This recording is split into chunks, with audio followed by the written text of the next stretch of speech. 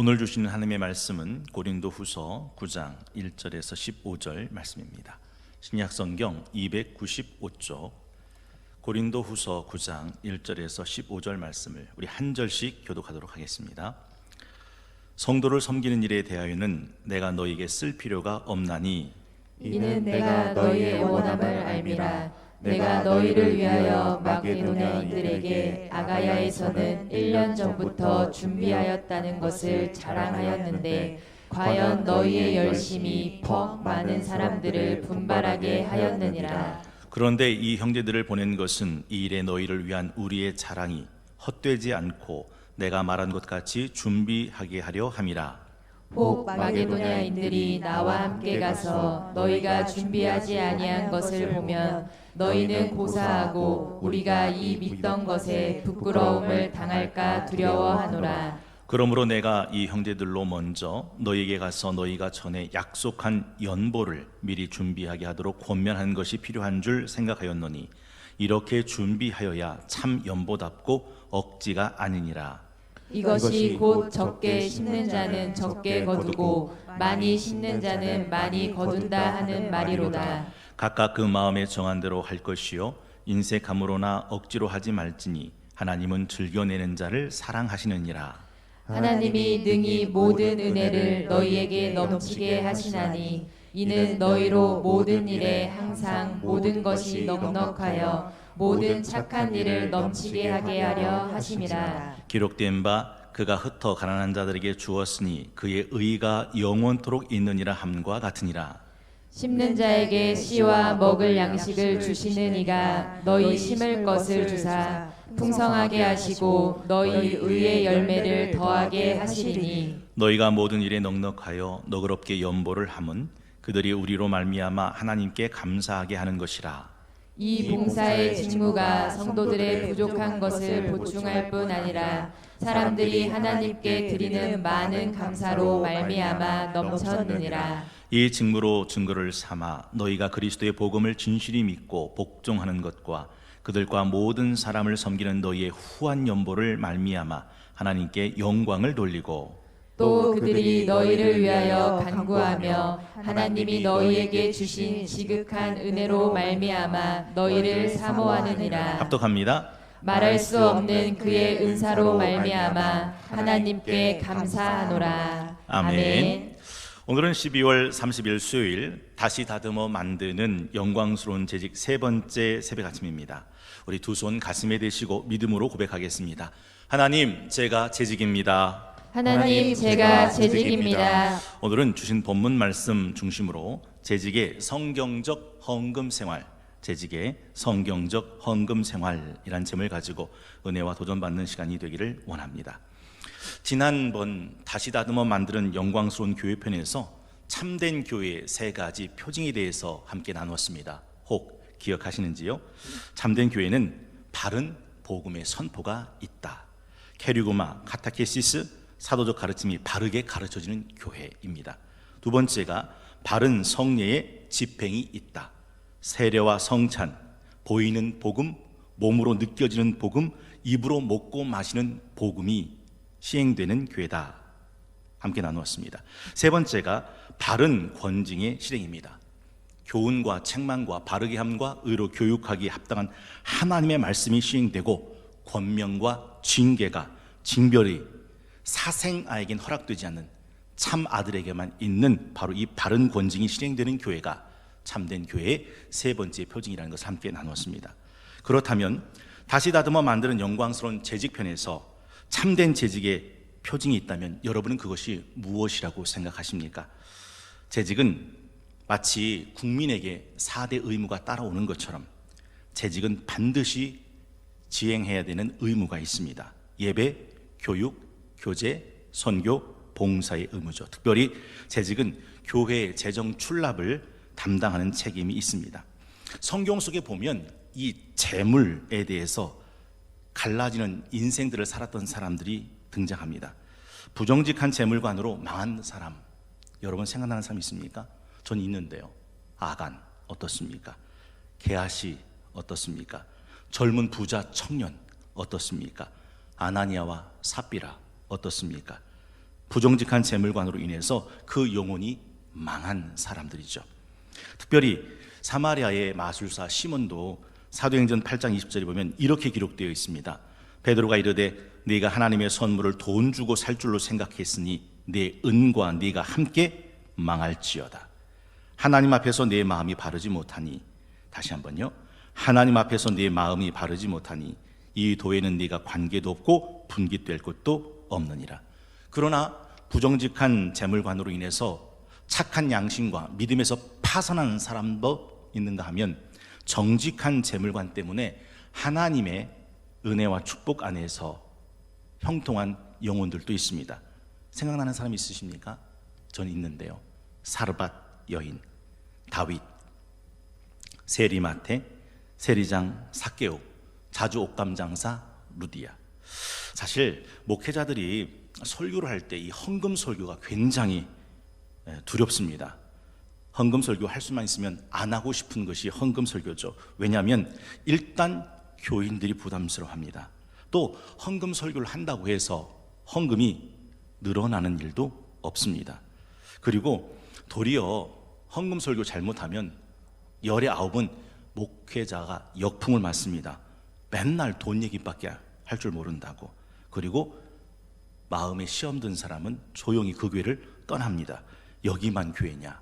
그래서 괜히 긁어부스럼 만들지 말고 그냥 흘러가는 대로 흘러가게 놔두고 싶은 것이 목회자들의 마음이죠.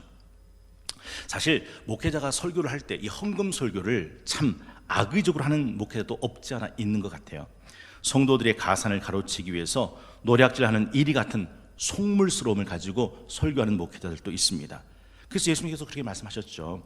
거짓 선자들을 삼가해라. 양의 옷을 입고 너에게 나오나니 속에는 노략질하는 일이다. 그래서 옛날에 로마 가톨릭은 성도들의 영혼을 볼모로 삼아서 당신의 헌금이 헌금함에 떨어질 때 당신의 영혼은 천국으로 올라간다라고 가르치기도 했습니다. 여러분, 그렇다고 해서 성도들에게 바른 헌금 생활에 대해서 가르치지 않는 목회자가 좋은 목회자는 아닙니다. 루터는 단호하게 말했거든요. 당신의 지갑이 회개하지 않는 한 당신의 영혼은 회개한 적 없다. 그리고 요한 웨슬레도 이렇게 말했습니다. 할 수만 있으면 벌 수 있는 대로 돈을 버십시오. 할 수만 있으면 저축할 수 있는 대로 돈을 저축하십시오. 그리고 할 수만 있으면 드릴 수 있는 대로 하나님께 드리십시오. 건강한 재직의 헌금 생활, 그 첫 번째는 하나님께 드림이 있는 헌금입니다. 하나님께 드림이 있다라는 거죠. 사실 하나님이 헌금에 관심이 있을까요? 여러분은 어떻게 생각하세요? 저한테 물으신다면 저는 있다는 쪽에 겁니다. 왜 그러냐면 하나님이 출애굽기 23장 14절 15절에 이렇게 말씀하고 계시기 때문입니다. 출애굽기 23장 14절 15절 너는 매년 3번 내게 절기를 지킬지니라. 너는 무교병의 절기를 지키라. 내가 내게 명령한 대로 아비벌에 정한 때 이래 동안 무교병을 먹을지니 이는 그 달에 네가 애굽에서 나왔음이라. 마음으로 밑줄 한번 그어 보시겠습니까? 빈손으로 내 앞에 나오지 말지니라. 하나님은 하나님의 사람이 하나님 앞에 나올 때 빈손으로 나오지 말라 하셨습니다. 잠언 3장 9절, 우리 스크린 보시고 함께 합독하기 원합니다. 잠언 3장 9절입니다. 시작. 내 재물과 내 소산물의 처음 익은 열매로 여호와를 공경하라. 내 재물과 내 소산물의 처음 익은 열매로 여호와를 공경하라. 오늘 본문 9장 7절 한번 보십시오. 각각 그 마음에 정한 대로 할 것이요 인색함으로나 억지로 하지 말지니 하나님은 즐겨내는 자를 사랑하시느니라. 하나님은 즐겨내는 자를 사랑하시니라. 바벨론 포로에서 돌아왔던 이스라엘 사람들이 수룹바벨 성전을 지으려고 했다가 수룹바벨 성전을 짓지 않았습니다. 짓지 않은 이유를 여러분 알고 계세요? 나 먼저 살아야 되니까. 그래서 성전은 둘째 치고 자기 집부터 지어가기 시작했습니다. 그런데 하나님이 그걸 너무 섭섭하게 생각하셨어요. 학개 1장 6절에서부터 11절까지 말씀을 보면 하나님의 마음이 고스란히 담겨 있습니다. 학개 1장 6절 너희가 많이 뿌릴지라도 수확이 적으며 먹을지라도 배부르지 못하며 마실지라도 흡족하지 못하며 입어도 따뜻하지 못하며 일꾼이 싹쓸 받아도 그것을 구멍 뚫어진 전대에 넣음이 되느니라. 만군의 여호와가 말하노니 너희는 자기 행위를 살필지니라. 너희는 산에 올라가서 나무를 가져다가 성전을 건축하라. 그리하면 내가 그것으로 말미암아 기뻐하고 또 영광을 얻으리라. 여호와가 말하였느니라. 너희가 많은 것을 바랐으나 도리어 적었고 너희가 그것을 집으로 가져갔으나 내가 불어버렸느니라. 나 만군의 여호와가 말하노라. 이것이 무슨 까닭이냐? 내 집은 황폐하였으되 너희는 각각 자기 집을 짓기 위하여 빨랐음이라. 그러므로 너희로 말미암아 하늘은 이슬을 그쳤고 땅은 산물을 그쳤으며 내가 이 땅과 산과 곡물과 새 포도주와 기름과 땅의 모든 소산과 사람과 가축과 손으로 수고하는 모든 일에 한재를 들게 하였느니라. 한재가 뭐죠? 가뭄으로 생기는 재앙과 피해입니다. 내가 두 손으로 열심히 긁어모아도 내가 불어버렸고 너희가 열심히 긁어모아 네 집에 모아들여도 내가 거기에 한재 들게 했다.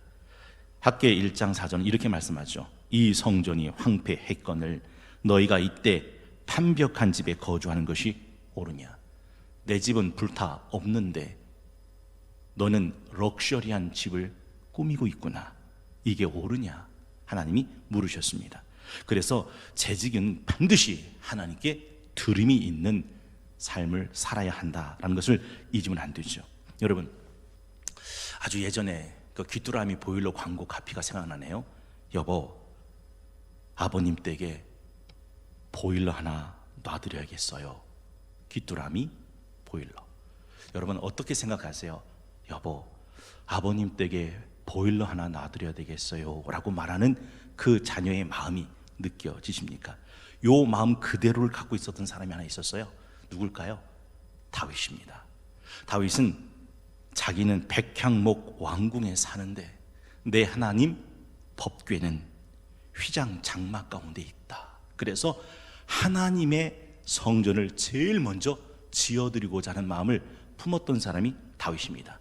물론 하나님은 그걸 허락하진 않으셨지만 잊진 마십시오. 다윗이 품었던 그 마음을 하나님이 얼마나 기뻐하셨는지를 잊으면 안 됩니다. 그래서 다윗과 맺은 평생의 언약이 나오게 되었더라 하는 것이죠. 여러분, 느헤미야 10장 39절에 보면 횡패되었던 예루살렘 성벽을 다 재건하고 난 다음에 느헤미야가 마지막에 힘썼던 것이 뭔지 느헤미야 10장 39절은 이렇게 되어 있습니다. 우리 느헤미야 10장 39절 우리 함께 합독합니다. 시작. 곧 이스라엘 자손과 레위 자손이 거제로 드린 곡식과 새 포도주와 기름을 가져다가 성소에 그릇들을 두는 골방 곧 섬기는 제사장들과 문지기들과 노래하는 자들이 있는 골방에 둘 것이라. 그리하여 우리가 우리 하나님의 전을 버려두지 아니하리라. 여러분의 마음에 밑줄 그어 보십시오. 우리가 우리 하나님의 전을 버려두지 아니하리라. 우리가 우리 하나님의 전을 버려두지 아니하니라. 여러분, 다윗은 그렇게 성전을 짓기 위해서 자신에게 부여된 모든 것을 다 쏟아 부었잖아요. 그런데 다윗의 마지막을 역대상 29장 28절은 이렇게 끝나고 있습니다. 그가 나이 많아 늙도록 부하고 존귀를 누리다가 죽음에 그의 아들 솔로몬이 대신하여 왕이 되니라.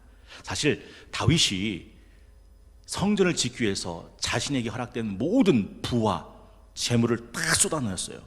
그렇다고 다윗이 거지가 됐습니까? 아니에요. 역대상 29장 28절 그가 나이 많아 늙도록 부하고 존귀를 누리다가 죽음에 그의 아들 솔로몬이 대신하여 왕이 되었다. 잊지 마십시오.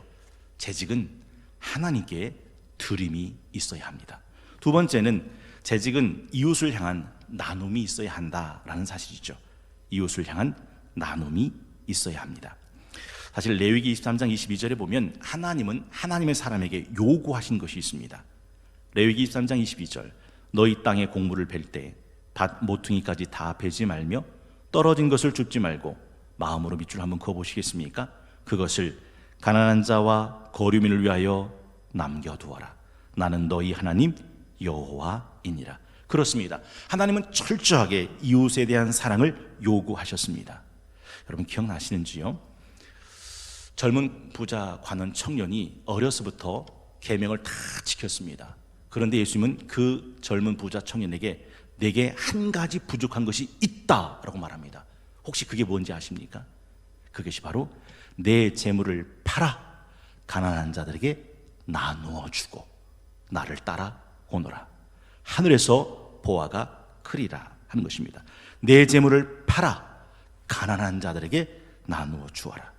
사실 하나님의 회개한 양심들은 언제나 그 양심이 이웃을 사랑하는 사랑으로 펼쳐져 나타났다 하는 것이죠. 대표적인 것이 선한 사마리아 사람 아닙니까? 제사장도 레위인도 강도 만나 겁안 죽게 된 사람을 그냥 지나칩니다. 그런데 사마리아 사람은 불쌍히 여겨 다가가죠. 성경을 기억하시는지요? 다가가 기름을 붓고 상처를 싸매고 자기 나귀에 태워 여관에게 데려다 주어 부비를 주고 그를 치료하게 하십니다. 그리고 부비를 더 주면서 내가 올 때까지 이 사람을 보살펴 달라 말하죠. 부비가 더 들면 돌아와서 더 주겠다 합니다. 세리장 삭개오도 역시 마찬가지예요. 예수님을 만난 순간 그 회개한 양심은 철저하게 이웃을 향해 나타납니다. 주여, 내가 내 재산의 절반을 팔아 가난한 자들에게 주고 토색한 것은 4배나 갚겠나이다. 이방인 백부장 고넬료는 이방인 중에 최초로 성령을 받은 사람이죠. 그런데 성경은 이 이방인 백부장 고넬료를 어떻게 기록하고 있습니까? 사도행전 10장 2절에 보니까요, 그가 경건하여 온 집안과 더불어 하나님을 경외하며 백성을 많이 구제하고 하나님께 항상 기도하더니, 4절은 이렇게 돼 있어요.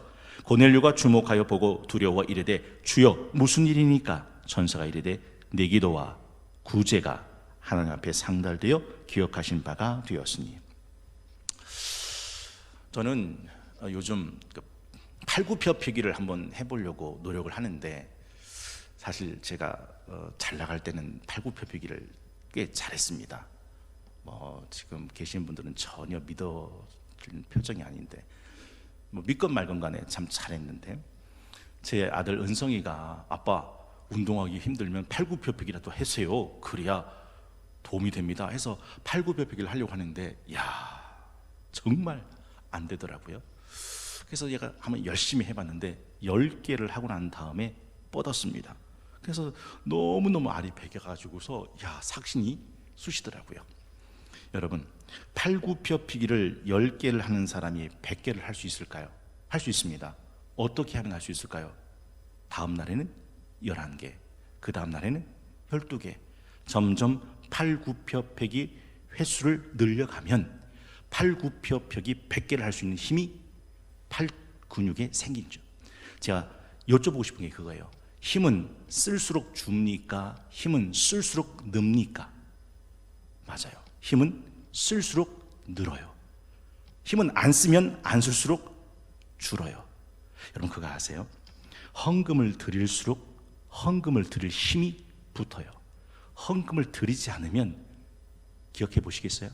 지금 소득의 10배가 늘어나도 나는 하나님께 드릴 힘도 없고 이웃을 향해 나눌 힘도 없습니다. 사실 많은 분들이 나이 먹으면 기억력이 떨어진다라고 말을 하죠. 그런데 사실은 아니랍니다. 나이 먹어 기억력이 떨어지는 게 아니고 공부를 하지 않아서 기억력이 떨어진대요. 어느 노모는 90세가 훨씬 넘으셨는데도 기억력이 총총하시답니다. 왜냐하면 그 노모는요, 아침부터 성경을 읽기 시작하고 하루 종일 책을 읽고 독서를 한답니다. 그래서 나이가 먹어도 기억력이 총총한 거죠.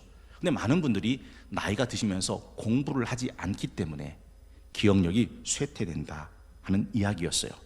세계적인 거장 첼로시스트 90살이 다 되었는데도 매일같이 연습을 게을리하지 않는다고 합니다. 제자들이 선생님 너무 무리하지 마십시오. 왜요? 90살이 됐는데 그 첼로를 계속 연습하는 것이 무리가 된다 생각했으니까. 그때 그 거장이 이야기를 했대요. 아니, 매일 연습하면 내 실력이 느는 것을 내가 느껴. 매일 연습하면 지금도 첼로의 거장인 그 사람도 내 실력이 느는 걸 느낀다. 이건 한국에 나온 세계적인 발레리나 강수진 씨도 했던 이야기입니다. 여러분 강수진 씨 기억나시죠? 혹독한 연습으로 이름난 무용수였죠. 관절 마디마디가 울퉁불퉁 붉어진 발사진은 그때 압권이었습니다. 저도 꽤 오랫동안 그 발사진을 제 수첩에, 제 지갑에 넣고 다녔던 기억도 있습니다. 그는 새벽에 일어나서 2시간씩 매일 혼자 처절한 연습을 했다고 합니다. 그리고 10시간이 넘는 시간 동안 그 발레 연습을 하는 거죠. 그녀가 이렇게 말을 했나요? 매일매일 조금씩 실력이 늘어가는 맛과 그 기쁨에 나는 중독되어 갔다. 맞아요. 연습을 하는 이유가 뭡니까? 그 연습을 하면 할수록 실력이 느는 것을 느끼기 때문에 그렇더라 하는 것이죠. 여러분, 여러분의 삶 속에 하나님께 드림이 있습니까? 여러분의 삶 속에 이웃을 향한 나눔이 있습니까? 제가 참 존경하는 김동호 목사님은요, 이 이웃 사랑 나눔에 참 대단한 목사님이셨음에 분명합니다. 그분의 간증을 들어보면요, 정말 고개가 숙여집니다. 그분은 노숙자 쪽방 탈출을 도와줬던 그런 목회를 했습니다. 그 동네에 2000세대 노숙자들이 있었는데 이 노숙자들이 쪽방에 산답니다. 이 쪽방을 사는 하루 방값이 6,000원에서 7,000원이래요. 그런데 6,000원에서 7,000원 이게 아무것도 아닌 것 같지만 이렇게 모아지면 한 달에 20만 원 쪽방 값이 나가는 거죠. 노숙자한테 30만 원이 보조되는데 20만 원이 쪽방 값으로 나가는 거예요. 그럼 10만 원 갖고 살아가는 거죠. 그런데 나라에서는 어떤 제도가 있었냐면 그 노숙자 통장에 300만 원만 있으면 나라에서 700만 원을 보조해서 300만 원, 700만 원이니까 1000만 원 되잖아요. 1000만 원 전세를 얻어주게 하는 제도가 있었답니다. 그런데 이 1000만 원 전세가 되면 왜 좋으냐면 1000만 원의 이자가 한 달에 17,000원이었대요. 그러니까 6,000원, 7,000원으로 방을 사는 사람이 1,700원의 방값을 해결하는 거죠. 그러니까 이렇게만 되면 얼마나 좋겠습니까? 그래서 노숙자들이 이 300만 원을 모으려고 발버둥을 쳤대요. 근데 생각해 보십시오. 노숙자들이 300만 원을 모은 것은 거의 기적이랍니다. 그래서 김동호 목사님이 그랬대요. 여러분들이 150만 원만 모십시오. 그러면 우리 교회에서 150만 원을 드리겠습니다. 그러면 당신이 모은 150만 원하고 우리 교회가 준 150만 원하고 300만 원이 되면 나라에서 700만 원이 나오고 1000만 원 전세로 갈 수 있습니까? 그래서 김동호 목사님이 그 교회 성도들한테 헌금 구자를 하나 냈는데 그 헌금 구자가 쪽방 탈출 헌금이었답니다. 그리고 많은 노숙자들을 그 쪽방에서 탈출시켰대요. 그러니까 쪽방에서 탈출만 시켰는 게 아니고 그들을 자립시키기 위해서 김동호 목사님이 하신 게 그 유명한 김밥 천국이죠. 그리고 이동 세차입니다. 이렇게 해서 대박이 나서 KBS 다큐에서 노숙자 사장되다라는 다큐멘터리가 만들어지기도 했습니다. 그리고 난 다음에 김동호 목사님의 마음속에 들어온 또 한 사람이 있었는데 그게 탈북자였대요. 여러분, 탈북자들은요 대한민국에서 적응 못합니다. 기억나세요? 문용진 목사님이 그러셨잖아요. 지상 낙원인 줄 알고 탈출했던 남한에 와서 스스로 목매 죽는 탈북자들이 너무 많다고. 적응이 안 되는 거예요. 그래서 왜 적응을 못하냐라고 물었더니 월급이 너무 적다. 그래서 사장님한테 물었다는 거예요. 그럼 왜 월급을 그렇게 적게 주냐? 근데 이 탈북자들이 일을 못한다. 일반 일하는 노동자보다 훨씬 더 생산력이 떨어지는데 어떻게 그들과 똑같은 월급을 주겠냐? 이 사람 말 들어보면 이 사람 말 맞고 이 사람 말 들어보면 이 사람 말이 맞는 거죠. 그래서 그러면 우리가 공장을 하나 만들자. 탈북자들을 고용하는 공장. 그래서 박스 공장을 만들었답니다. 그리고 얼마밖에 원하냐 해서 120만 원을 주기로 했답니다. 그리고 아무도 받지 못했던 때 120만 원을 주고 주 5일 근무제를 시작했다고 합니다. 그런데 장로님들이 그랬대요. 우리 목사님이 큰일이라고.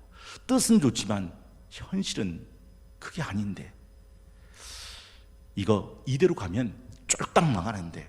그래서 김동호 목사님이 그러셨다는 거예요. 예, 장로님들, 나도 이 일하면 망하는 줄 압니다. 그러니까 발칵 뒤집어진 거죠. 아니, 모른다고 하면 몰라서 저런다고 하지만 알면서도 망하는 짓을 한다니까 뒤집어지지 않겠습니까? 그런데 김동호 목사님이 그렇게 말씀하셨대요. 그래도 이 일은 해야 되는 일이니까 해야 하지 않겠습니까? 망한다고 안 하면 하기도 전에 망한 교회가 되는 거니까 할 수 있느냐보다 더 중요한 것은 이 일을 해야 되느냐 하는 것 아니겠습니까? 그렇게 아주 그냥 호기롭게 출발했답니다. 그런데 과연 혹시나 했더니 역시 나라처럼 실제로 타이타닉 침몰하듯 박스 공장이 침몰했답니다. 매달 6천만 원씩 7천만 원씩 적자가 생겼답니다. 망할 줄 알았지만 진짜 망하니까 김동호 목사님이 캄캄해지더랍니다. 그때 김동호 목사님이 부르고 또 부르고 또 부르고 계속 부르던 찬송이 하나 있었는데 그게 496장이죠. 새벽부터 우리 사랑함으로써 저녁까지 씨를 뿌려봅시다. 열매 차차 익어 곡식 거둘 때 기쁨으로 단을 거두리로다. 비가 오는 것과 바람 부는 것을 겁을 내지 말고 뿌려봅시다. 이를 맞춰놓고 곡식 거둘 때 기쁨으로 단을 거두리로다. 그리고 김동호 목사님은 3절에서 터졌답니다. 씨를 뿌릴 때에 나지 아니할까 염려하며 심히 애탈지라도 나중 예수께서 칭찬하시니 기쁨으로 단을 거두리로다. 거두리로다 거두리로다 기쁨으로 단을 거두리로다. 거두리로다 거두리로다 기쁨으로 단을 거두리로다. 자기 울음소리가 문 밖에 새가 나가지 않도록 이불을 쓰고 울면서 불렀답니다. 씨를 뿌릴 때에 나지 아니할까 염려하며 심히 애탈지라도 나중 예수께서 칭찬하시니 기쁨으로 단을 거두리로다. 궁금합니다. 여러분은 나중 예수님께서 칭찬하실 그 무엇인가를 지금 하고 계신 중이신지요? 놀라운 건 뭔지 아세요? 그렇게 6개월 만에 적자 매달 6천만 원 7천만 원 까먹던 그 박스 공장이 흑자로 돌아섰답니다.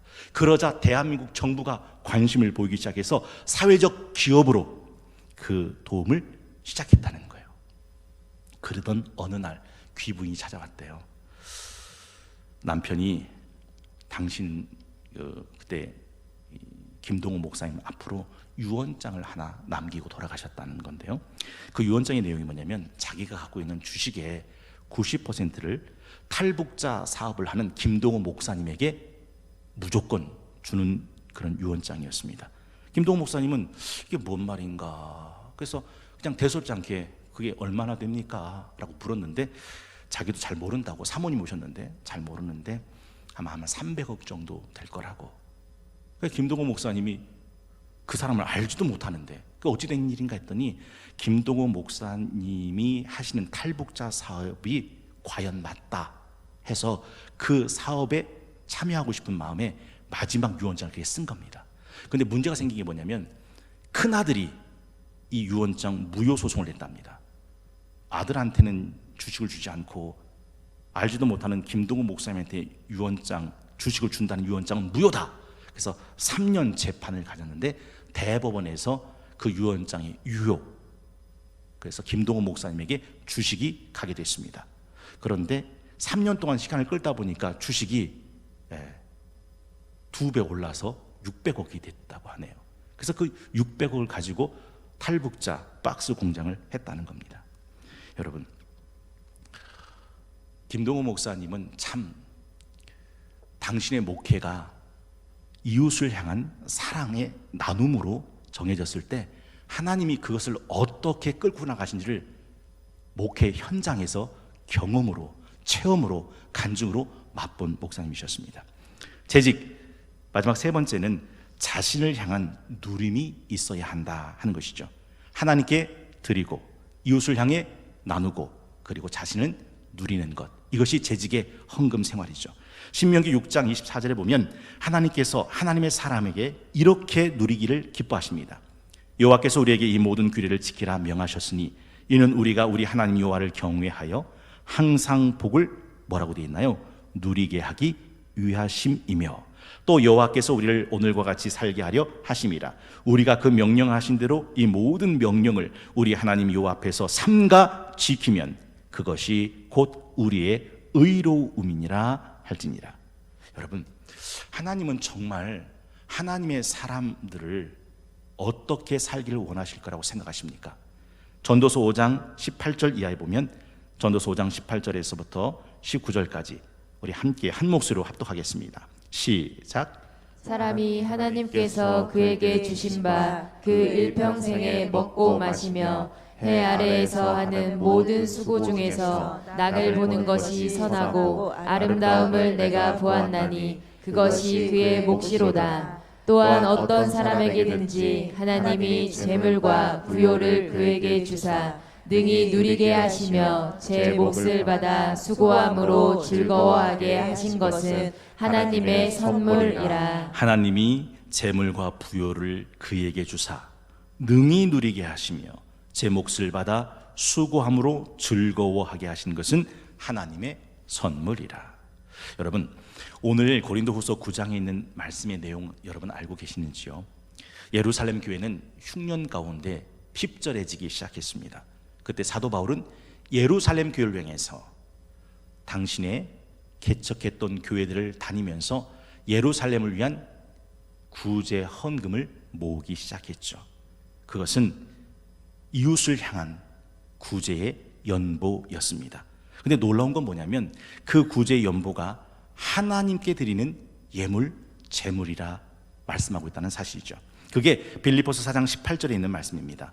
빌립보서 4장 18절에 보니까 내게는 모든 것이 있고 또 풍부한지라 에바브로디도 편에 너희가 준 것을 받음으로 내가 풍족하니 이는 받으실 만한 향기로운 재물이요 하나님을 기쁘시게 한 것이라. 하나님이 받으실 만한 향기로운 재물이었다. 여러분, 하나님께 드림이, 이웃을 향한 나눔이 얼마나 신비로운 건지를 사도 바울은 오늘 고린도 후서를 통해서 우리에게 가르쳐주고 있죠. 그리고 그 드림과 그 나눔을 보시고 하나님은 그것을 드린 자가, 나눈 자가 누리게 하셨다라는 것입니다. 그게 오늘 9장 8절에서부터 10절에 있는 말씀이죠. 9장 8절, 하나님이 능히 모든 은혜를 너에게 넘치게 하시나니 이는 너희로 모든 일에 항상 모든 것이 넉넉하여 모든 착한 일을 넘치게 하게 하려 하심이라.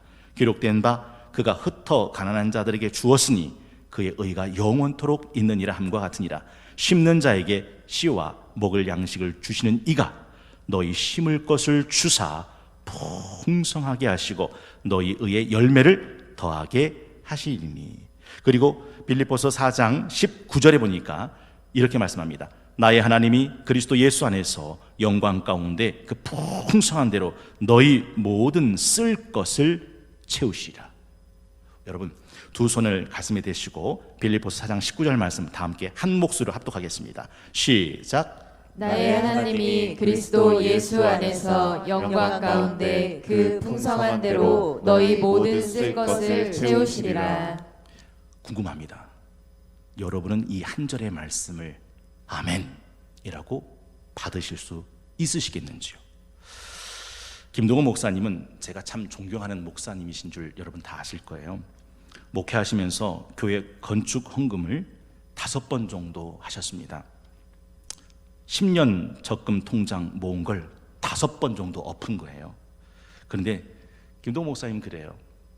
5번을 엎었는데 그 통장에 액수가 그대로 남아 있었다. 마치 사르밧 여인의 기름병과 떡 반죽 그릇처럼 내가 엎었던 통장에 하나님은 똑같이 채워놓으셨다라는 말씀이셨어요. 여러분, 어떻게 그럴 수 있었을까? 이게 김동호 목사님 얘기가 그래요. 자기가 이런 가난한 이웃들을 향해서 노숙자를 위해서, 탈북자를 위해서 이런 선한 영향을 끼치면서 목회를 했더니 사람들이 30대 중반에 있는 자신을 강사로 쓰더라는 거예요. 그래서 전국으로 다니면서 강사를 했답니다. 그렇게 강사로 강사비를 받은 것이 있었고, 김동호 목사님은 이런 말을 해요. 내가 평생 읽은 책보다 내가 평생 쓴 책이 더 많다. 몇 권 정도 쓰셨냐면 약 50권 정도 쓰셨거든요. 그런데 보통 이제 목회자가 책을 쓰면 보통은요 자기가 자기 책값을 내고 책을 씁니다. 그런데 김동호 목사님은 자기가 자기 책값을 낸 게 아니고 규장 기독교 출판사에서 목사님에게 책을 부탁했고, 그리고 사인을 하나, 계약서를 하나 맞았는데 그게 인쇄비입니다. 근데 보통 50권을 20쇄 이상씩 인쇄를 받았대요. 그분이 그러더라고요. 이런 얘기를 하면 아무도 안 놀란다고. 왜 그러냐면 이 인쇄가 뭔지를 모르니까. 한 번 찍어서 인쇄비만 나와도 어마어마한데 이게 20쇄를 찍으면 상상을 초월한답니다. 20쇄를 찍은 인쇄비는 상상을 넘는데요. 그렇게 50권을 찍었으니 그게 내 통장에 그대로 들어와 있다. 이게 김동호 목사님의 간증이셨습니다. 사실 김동호 목사님은요 어떻게 교회를 향해서 적금 든 통장을 5번을 쏟아 엎을 수 있었을까? 거긴 이유가 있었습니다. 김동호 목사님이 동안교회를 나오셔서 높붙은 숭의교회를 개척하실 때 어느 분하고 사본장으로 일을 하면 좋을까 생각하다가 딱 맞는 한 분을 만나셨대요. 그 장로님인데, 이 장로님은 어떤 장로님이면 권사님하고 함께 주무시다가 화장실을 갈 때 머리를 이렇게 빗고 그리고 화장실을 가시는 분이랍니다. 여러분, 자다 일어나서 헝클어진 머리를 빗고서 화장실을 갈 정도면 성격이 어떤지 아시겠죠? 그런데 그 장로님은 20년 동안 같이 일하면서 누구한테 혈기 한번 부리거나 짜증 한번 내거나 화내거나 다투는 걸 본 적이 없답니다. 사실 머리를 빗고 꼼꼼하시는 분은 자기 승질에 못 이겨서 혈기 부리고 다투고 화를 내기 일쑤인데, 꼼꼼하면서도 온화하고 온화하면서도 꼼꼼하긴 어렵잖아요. 딱 그런 분이었답니다. 김동호 목사님이 그러시더라고요. 자기는 원래 사람 욕심이 있어서 이분이다, 이분과 함께라면 되겠다 싶어서 그분을 교회 사무장님으로 청비를 했답니다. 그런데 이분이 처음에는 사양하시더래요. 그래서 제갈공명 얻으러 갔던 유비처럼 삼고초려해서 그 사무장님 장로님에게 허락을 받았답니다. 그래서 높은 뜻 숭의교회 개척할 때 사무장으로 함께 일하시기로. 근데 일이 터진 겁니다. 이제 개척을 하려고 얼마 안 남았는데 이 장로님이 속이 안 좋아서 병원에 가서 진단을 받았는데 암 말기가 나온 거예요. 이 김동호 목사님 얘기는 그래요. 마치 다 잡은 대어를 놓친 것 같은 허탈감이 찾아왔다고 합니다. 이 장로님과 함께 하면 될 것 같았는데 장로님이 암 말기니. 그래서 장로님한테 병원 신방을 가려고 신방을 준비하는데 불현듯 생뚱맞은 성경 본문이 떠올랐답니다. 그게 누가복음 19장 28절에서 31절 말씀이에요. 여러분 아세요? 이 누가복음 19장 28절 31절이 무슨 말씀인지? 예수님께서 제자들에게 하신 말씀이거든요. 맞은편 마을로 가라. 아직 아무도 타보지 않은 나귀 새끼가 메어 있는 걸 보리니 풀어 끌고 오라. 만일 누가 너에게 어찌하여 푸느냐 묻거든 말하기를 주가 쓰시겠다라. 주를 위해 쓰면 풀리는구나. 주를 위해 쓰면 풀리는구나. 그리고 기도했답니다. 하나님, 주를 위해 쓸 테니 풀어주십시오. 저는 나귀 새끼는 풀 수 있지만 암은 못 풉니다. 하나님이 이 암에서 풀어주십시오. 그렇게 기도를 했더니 그렇게 하실 거라고 믿어지더랍니다. 김동호 목사님 얘기는 그거예요. 자기는 마음에 믿어지면 믿어진 것은 언제나 이루어지는 것을 알기에 이건 하나님이 응답하신구나 하고서 병원으로 향하는 차 안에서 뛰어가고 싶을 정도로 급박했다고 합니다. 그리고 병원에 들어가자마자 장로님께 그랬대요. 장로님, 어서 서원하세요. 주를 위해 쓰겠다. 서원하세요. 주님이 풀어주십니다. 그리고 그 얘기를 쭉 하면서 그 안에 있던 아내, 아들, 며느리, 사위들이 눈물, 콧물 흘리면서 그 병원에서 부흥회가 일어났다는 거죠. 그리고 수술을 했습니다. 위는 다 드러냈답니다. 식도하고 창자를 그냥 붙여놨대요. 여러분, 이렇게 붙여놓은 것은 살라고 붙여놓은 게 아니라 어쩔 수 없어서 붙여놓은 거죠. 그런데 그 장로님이 20년 동안 건강하게 살아서 사역하고 계시더라 하는 것입니다. 김동호 목사님이 이 사건으로 제2의 목회가 열립니다. 줄을 위에 쓰면 풀리는구나. 줄을 위에 쓰면 풀리는구나. 그래서 김동호 목사님은 줄을 위에 쓰는 일을 조금도 두려워하지 않았답니다. 그래서 10년 모은 적금 5번을 엎어서 하나님께 드릴 수 있었고 나눌 수 있었더라 하는 것이죠. 여러분, 김동호 목사님은 39의 젊은 나이에 담임 목사가 됩니다. 특별히 이 동안교회 여러분 아세요? 이 동안교회가 한 1200명 정도 모이던 교회였는데 39에 이제 숭의교회에서 목회하다가 또 영락교회 교육 목사하다가 41살에 그 동안교회 담임 목사가 됩니다. 갔더니 교회를 건축하겠다고 5억을 모아놓았더라는 거예요. 건물은 600명 정도 들어가는 건물인데 교인은 1200명이니 교회를 지켜줘야 되는 상황이었답니다. 그래서 김동호 목사님이 그랬대요. 교회가 부흥해서 교회를 짓는다는데 나쁠 것 없습니다. 그런데 대형교회가 자기 배만 채우고 자기 땅만 사고 자기 교회만 짓는다고 하는 건 이건 부끄러운 일입니다. 그러니 11조를 드립시다. 50억 건축을 준비했다면 5억을 다른 개척교회를 위해서 개척교회를 지읍시다 라고 했다는 거죠. 그래서 예산을 50억 건축 예산을 55억으로 정했답니다. 그리고 하시는 말씀이에요. 50억은 어려운데 55억은 쉽습니다. 여러분, 그 말이 이해가 되세요? 50억은 어렵지만 55억은 쉽대요.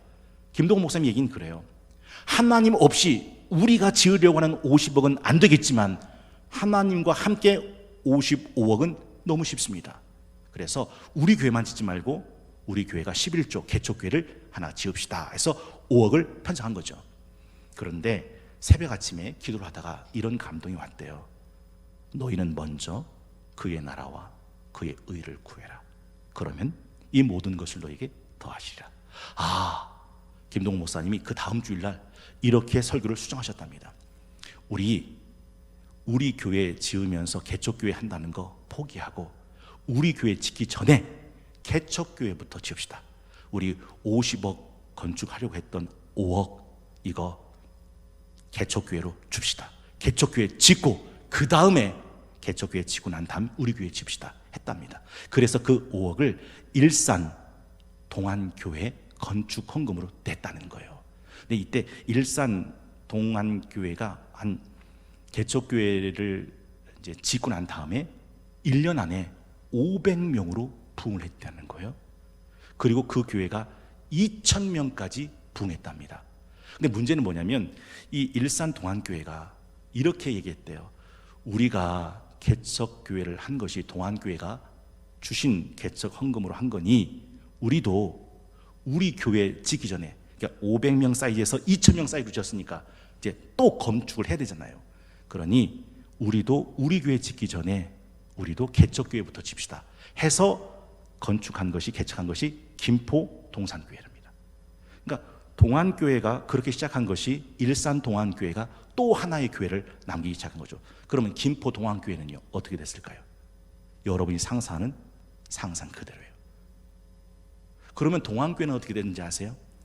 동안교회는 50억으로 건축을 하려고 했던 것이 100억으로 늘어났답니다. 그런데 너무도 쉽게 100억짜리 교회를 지었다는 거예요. 왜 그러냐면 일산 동안교회를 개척교회를 짓는 동안 하나님께서는 동안교회에다가 4배의 부흥을 주셨대요.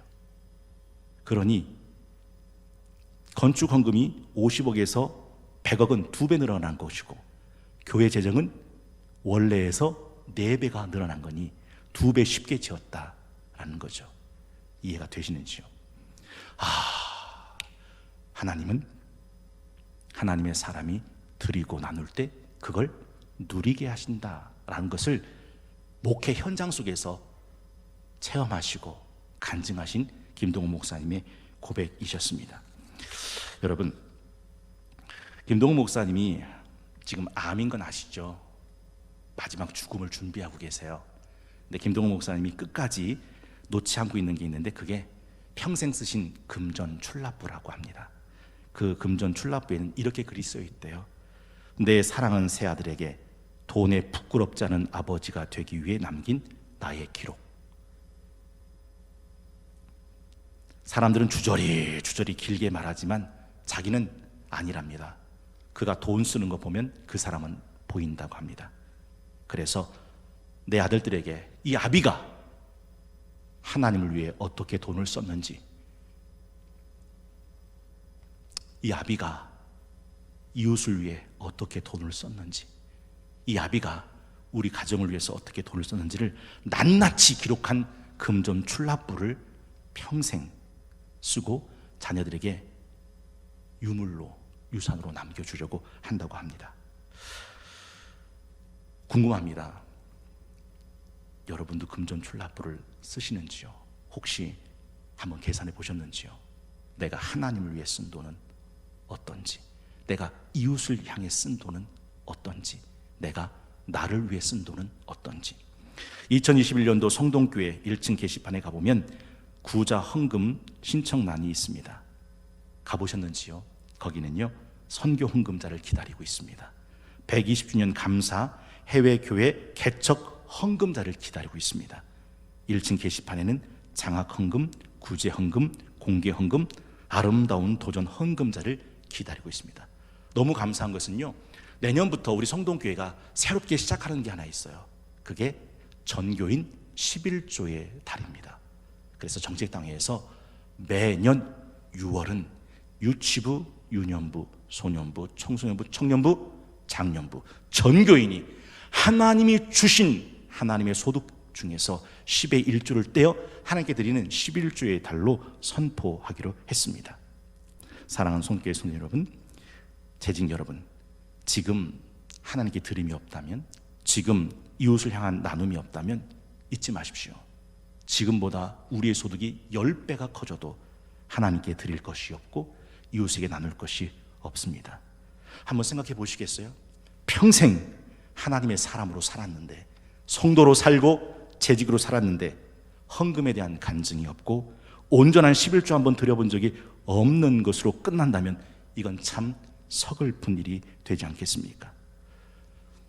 베세다 들녘에서 예수님께서 빌립에게 굶주려 있는 그 무리들을 네가 한번 먹여봐라 라고 말씀하셨어요.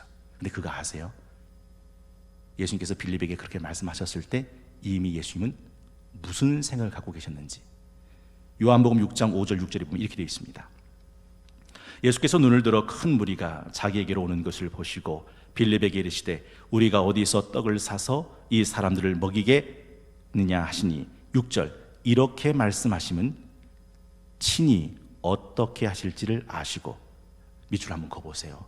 빌립을 시험하고자 하심이라. 참 예수님도 짓궂으신 것 같아요. 이미 당신이 다 하실 것을 마음속에 두시고 빌립은 어떤가 시험하고자 하셨다 하는 거죠.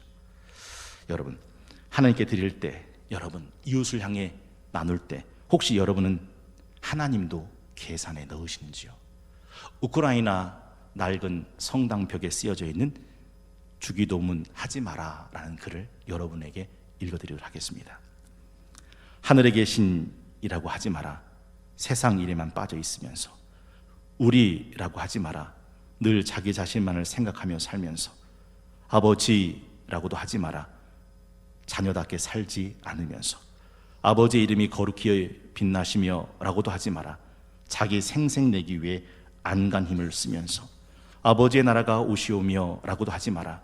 뭐니 해도 뭐니가 최고라며 물질 만능의 나라를 원하면서 아버지의 나라가 하늘에서와 같이 땅에서도 이루어지소서 하지 마라. 제 뜻대로 되기를 기도하면서 오늘 저희에게 일용할 양식을 주시고 라고도 하지 마라. 가난한 이웃들을 돌아보지도 않으면서 저희에게 잘못한 일을 저희가 용서하오니 저희 죄를 용서하시고 라고도 하지 마라. 누구의 인간 아직도 앙심을 품고 있으면서 저희를 유혹에 빠지지 않게 하시고 라고도 하지 마라. 죄 지을 기회만을 찾아다니면서 악에서 구하소서 라고도 하지 마라. 악을 보고도 아무런 양심의 소리를 듣지 못하면서 아멘이라고도 하지 마라. 입술로 한 기도를 진심으로 원하지도 않으면서 12월 30일 수요일 다시 다듬어 만드는 영광스러운 재직 세 번째, 재직의 성경적 헌금 생활이라는 제목을 가지고 함께 말씀의 은혜를 나눴습니다. 첫째, 하나님 앞에 드림이 있어야 하죠. 둘째, 이웃을 향한 나눔이 있어야 합니다. 셋째, 자기 자신의 누림이 있어야 한다 하는 것이죠. 여러분, 저는 간절히 바라고 원하고 기도합니다. 매일 새벽 기도에 마칠 때 우리가 함께 고백하는 주님께서 가르친 그 주기도문을 우리가 진심으로 전심으로 드릴 수 있는 재직이 되기를 기도하겠습니다. 우리를 착하고 충성된 일꾼으로 불러주시고 하나님의 피로 사신 교회를 돌보게 하신 하나님 감사합니다. 주신 말씀을 따라 교회 재직의 성경적 헌금 생활에 대해 말씀을 통해 듣게 하심 또한 감사를 드립니다. 하나님, 이 땅을 살아가는 동안 하나님께 드림 있는 재직이 되게 하시고, 이 땅을 살아가는 동안 이웃을 향한 나눔이 있는 재직이 되게 하시며, 이 땅을 살아가는 동안 하나님께서 허락하신 풍성한 누림을 맛보는 건강한 신앙생활, 건강한 재직들을 다 되게 하여 주시옵소서. 코로나19로 묶인 것들이 있습니까? 가정이, 사업이, 경제가, 자녀가, 건강이, 진로가, 미래가 묶여있는 성도들이 있습니까? 주를 위해 쓰면 풀어지는 하늘의 비밀을 알게 하시고 2021년 헌금과 11조의 간증이 되는 놀라운 새해가 될 수 있도록 축복하여 주시옵소서. 예수님의 이름으로 간절히 기도하옵나이다. 아멘. 주님께서 가르친 기도 함께 드리겠습니다.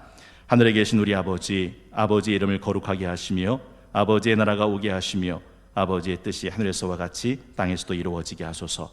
오늘 우리에게 일용할 양식을 주시고 우리가 우리에게 잘못한 사람을 용서하여 준 것 같이 우리의 죄를 용서하여 주시고 우리를 시험에 빠지지 않게 하시고 악에서 구하소서. 나라와 권능과 영광이 영원히 아버지의 것입니다. 아멘.